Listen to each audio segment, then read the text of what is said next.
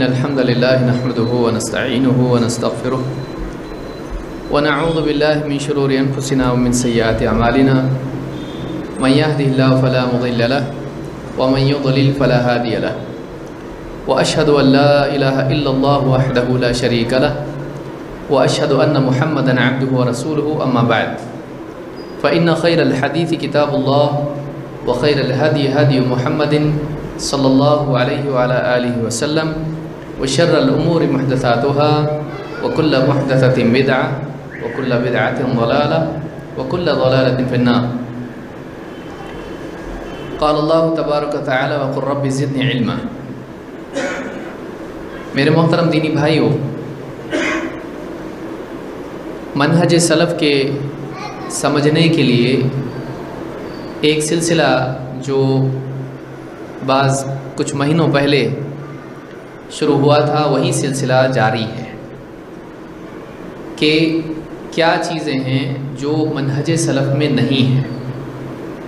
اس course کا عنوان تھا یہ منہج سلف نہیں، لیس من منہج السلف، اور اسی کو ہم آگے جاری رکھتے ہوئے دیگر نقاط جو اس کورس میں ہیں ایک ایک کر کے ان کو دیکھتے چلے جائیں گے. آج جو چیز ہم کو سمجھنی ہے وہ پچھلے درس میں جاری تھی کہ منقول علم کی بجائے مجرد معقولات میں مشغولیت. کیا مطلب ہے اس کا؟ یہ منہج سلف میں نہیں ہے کہ ایک انسان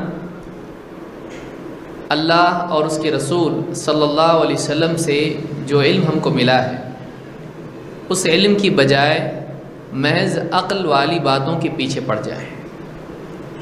ایک علم ہے جو منقول ہے، جو اللہ سے اور رسول سے ہم کو ملا ہے، جو ایک سے دوسرے نے نقل کیا ہے، اور دوسرا وہ علم ہے جس کی بنیاد محض عقل کی بنیاد پر ہو، جو محض عقل کی بنیاد پر لوگ آپس میں بولتے، مانتے، سنتے اور سمجھتے ہوں، جیسے سائنس کا علم ہو یا لاجک ہو، منطق ہو یا اس طرح کی چیزیں ہوں.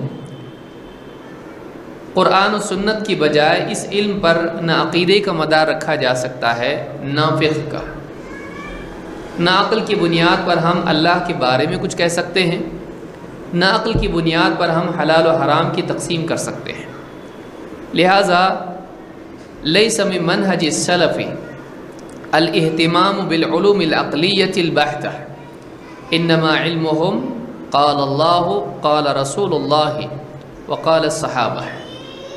ان علوم کا اہتمام کرنا جو خالص عقل پر مبنی سلف کا منہج نہیں، بلکہ سلف کا علم قال اللہ قال رسول اللہ قال الصحابہ تھا.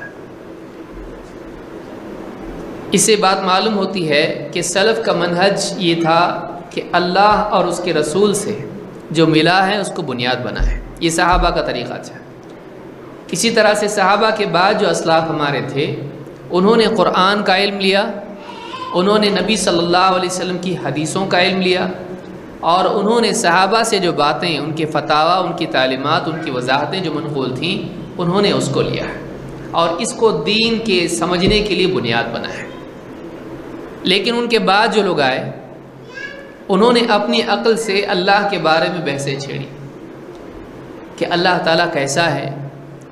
جیسے امام مالک رحمۃ اللہ علیہ کے زمانے میں ایک نوجوان، ایک شخص ان کے پاس آیا، کہا کہ دیکھیے اللہ تعالیٰ فرماتا ہے الرحمن علی العرش استوى، رحمان عرش پر مستوی ہوا. تو کیسے مستوی ہوا ہے؟ کیف استوى؟ یا اسی طرح سے اللہ کے بارے میں، نزول کے بارے میں کہ اللہ نازل کیسے ہوتا ہے آسمان دنیا کی طرف. تو اپنی عقلیں چلانا اور عقلوں میں جو تعویلات آئیں، جو ایکسپلینیشن آئیں، اس کو بنیاد بنا لینا، یہ سلف کا منہج نہیں ہے.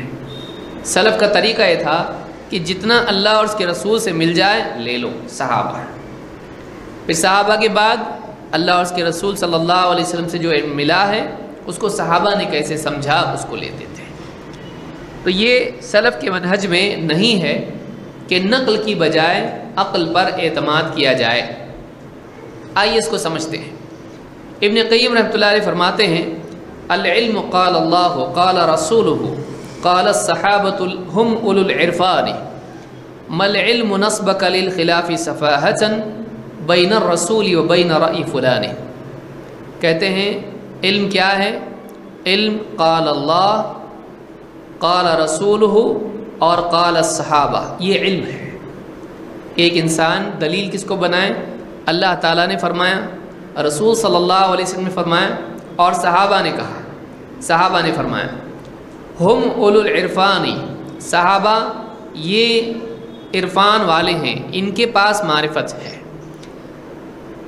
मल इल्मु नस्बक लिल खिलाफ़ि सफ़ाहतन, इल्म ये नहीं है कि तू इख्तलाफ के हल करने के लिए जहालत में बिठा दे, बैन रसूली व बैन रअई फुलान, फ़ैसला करने के लिए अपने आप को नस्ब कर ले कि फ़लाँ की राय बेहतर है या रसूल का फ़ैसला बेहतर है। ये इल्म नहीं है कि एक आदमी कहे कि देखिए आलिम साहब का ये फतवा है और अल्लाह के नबी सल्लल्लाहु अलैहि वसल्लम का ये फ़ैसला है, अब दोनों में देखना पड़ेगा सही क्या है। ये इल्म नहीं है, ये जहालत है। ये जहालत है, ये गुमराही है कि एक इंसान नबी सल्लल्लाहु अलैहि वसल्लम और गैर नबी के दरमियान सही और गलत का फ़ैसला करने बैठ जाए कि दोनों में किसकी बात सही है।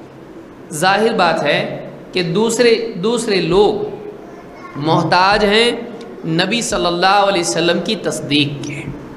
आप सल्लल्लाहु अलैहि वसल्लम की बात के मुताबिक जिसकी बात होगी वो सही होगी। ये नहीं कहा जा सकता है कि फ़लाँ के मुताबिक नबी की बात हो तो सही वरना गलत। ऐसा कर सकते हैं? नहीं।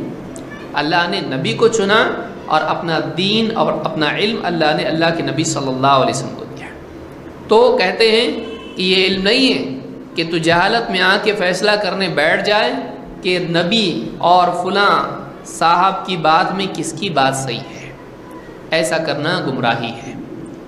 तो ये क़सीदा नूनिया में इब्न क़य्यिम ने बात कही है।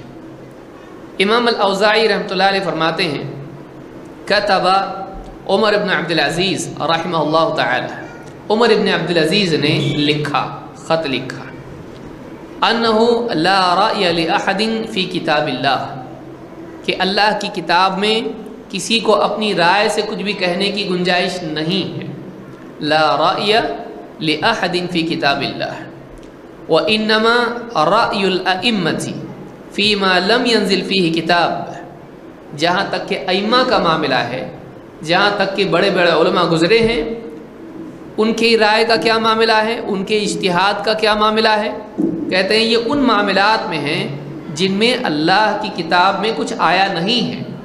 वलम तमदी बिही सुन्नतु मिन रसूलिल्लाह सल्लल्लाहु अलैहि वसल्लम, और न उस मामले में नबी सल्लल्लाहु अलैहि वसल्लम से कोई सुन्नत का पता हमको मिलता है।